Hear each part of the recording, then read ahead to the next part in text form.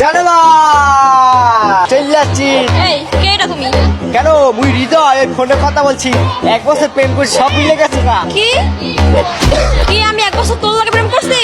তোর এই অবস্থা কেন? তুই এমন কে দেখতে? কি করছিস তুই? তো কালিয়ে গিয়া তোর চেহারা দিয়ে আয়নায় দেখছো?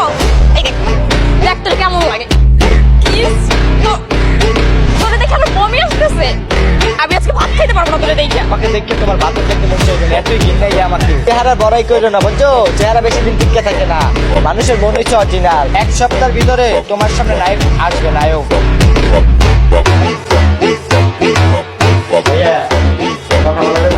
ভাই হয়েছে কি বুঝছেন, মুই হয়েছে কি বরিশাল থেকে আইছি। টানা 1 বছর একটা মাইয়ের লগে কথা কইছি ফোনের মধ্যে। সে কণ্ঠ দেখে এককালে পাগল হয়ে গেছিল। মুখে ঢাকায় বলাইছে, বলে ঢাকায় আসো দেখা করি। মুই যখন আজকে আইছি বুঝছেন, সে মুখে অপমান করছে। মোর চেহারা দেখলে নাকি তার বমি আহে।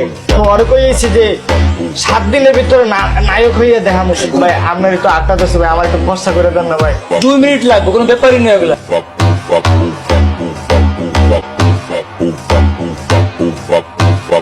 কি ব্যাপার, অবাক হয়ে গেলা? একটা ছেলে বেলাক থেকে কেমনে হোয়াইট হয়েছে এখন বলো।